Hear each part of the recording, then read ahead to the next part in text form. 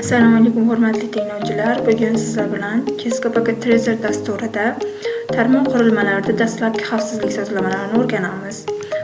Buning uchun Keska Paket Tracerga kirib olamiz.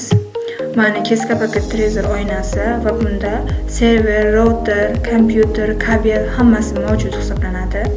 Biz ishni boshlash uchun bitta server olamiz. Masalan, PTC switch adashdim, switch olamiz. Keyin ikkita kompyuter olamiz.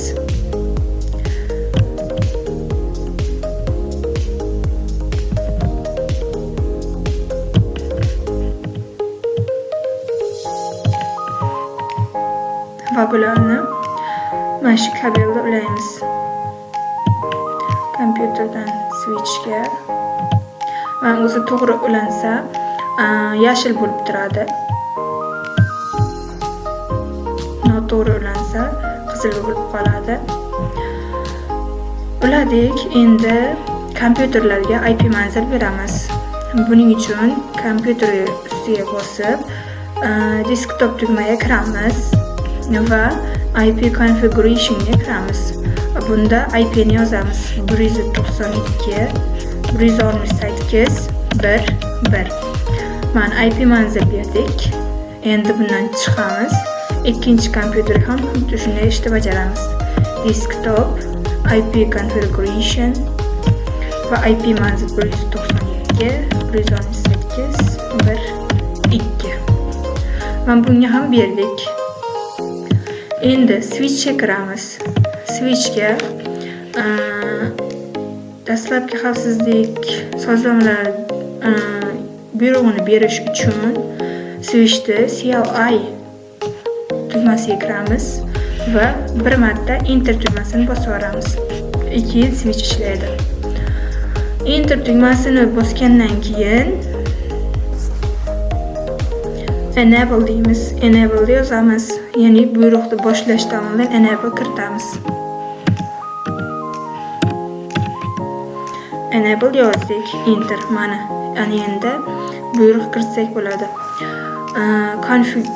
Configuration terminal, ya'ni conf terminal deb qissa kiritaman. O'qiydi. Chunki shu buyruqlar ko'proq ishlatilsa shu saytda qissa qilib yozsangiz ham, xato yozsangiz ham o'qib ketadi. Mana switch config birgalikda bo'ldi va bunga endi nom beramiz. Hostname C1.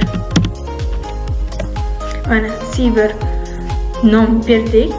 Endi parol shifrlanishini sozlaymiz, ya'ni parol shifrlanishini sozlaymiz. Qaytadan kiritamiz, chunki xato bo'lib ketibdi. Service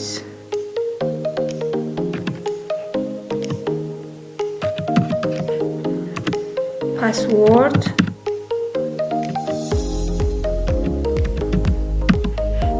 chiziqcha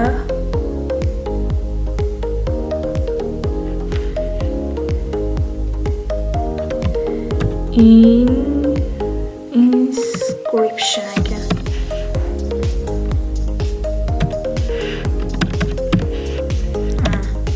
Endi ishladi. Endi bundan keyin imtiyoz rejimiga kirish uchun maxfiy parol sifatida class kiritamiz, ya'ni enable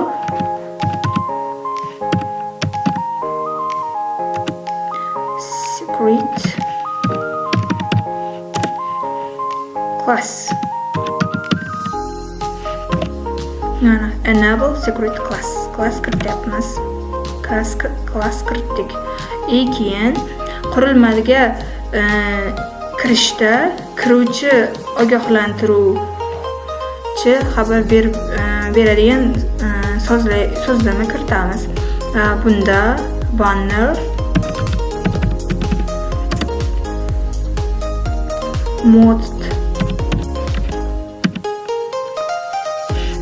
buyruqni kiritdik va ishladi. Keyin exit deb chiqib ketamiz.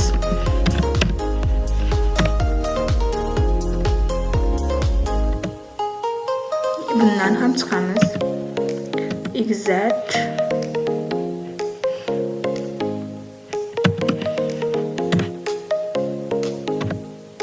Mana. Endi yana boshidan boshlaymiz. Bunga ham enable deb kiritamiz.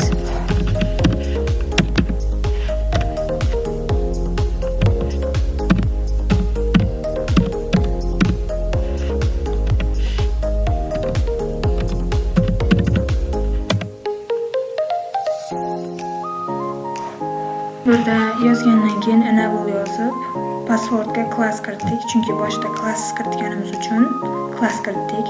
Mana C1 reshotka chiqdi. Endi bunga conf terminal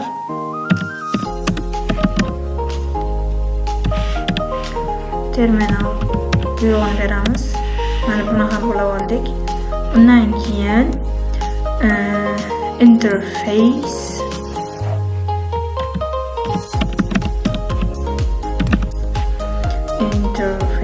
1.1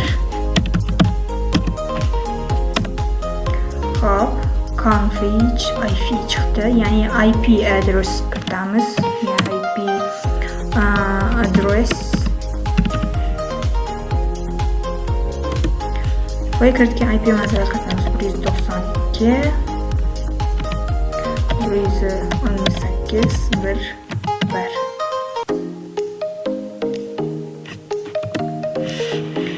255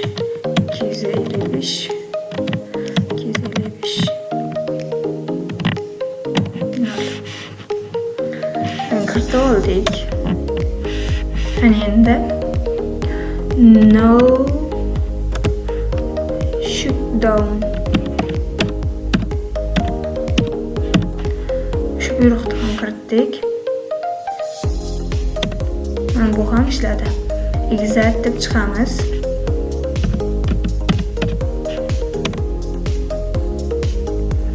Exit deb chiqqandan keyin bunga endi len console null, ya'ni 0 anasini kiritamiz. Len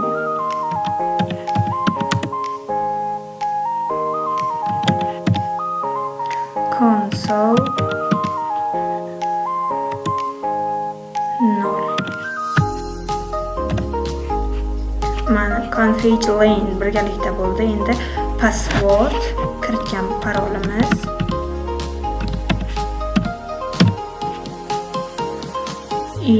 Kisko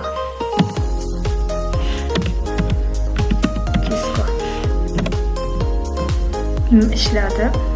Keyin login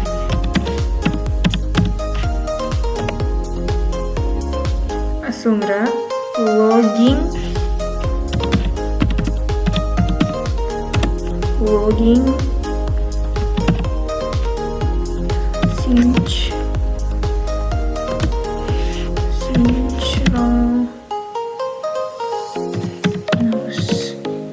shu buyruqni kiritamiz. Mana buni ham kiritdik. Bundan ham chiqamiz endi. Exit. Chiqqandan keyin endi telnet konfiguratsiyani sozlaymiz. Ya'ni buning uchun bizga kerak bo'ladi len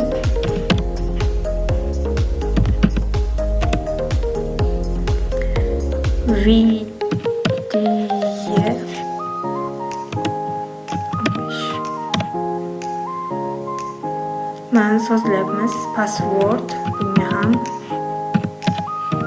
Kisko password Kisko login или login kiritdik va end buyrug'ini ham kiritib olamiz. End. Mana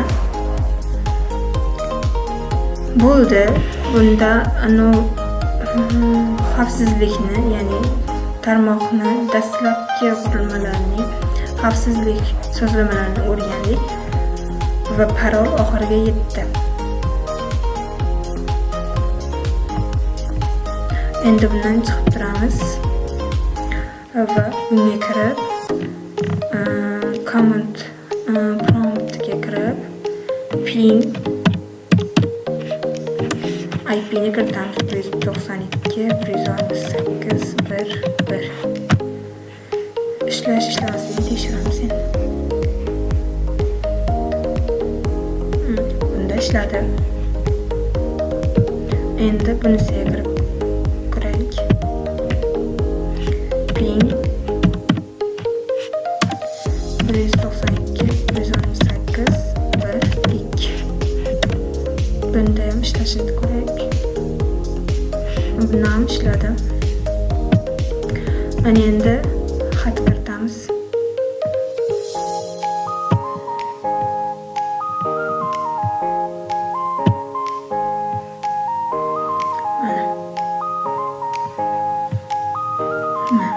Yashil kiritdik. Bugungi tushuntirgan narsam shundan iborat. Narli bo'ldi degan umiddaman. Qisqa bo'lsa ham hech bo'lmaganda tarmoq qurilmalaridagi dastlabki xavfsizlikni sozlashni o'rgandik. E'tiboringiz uchun rahmat.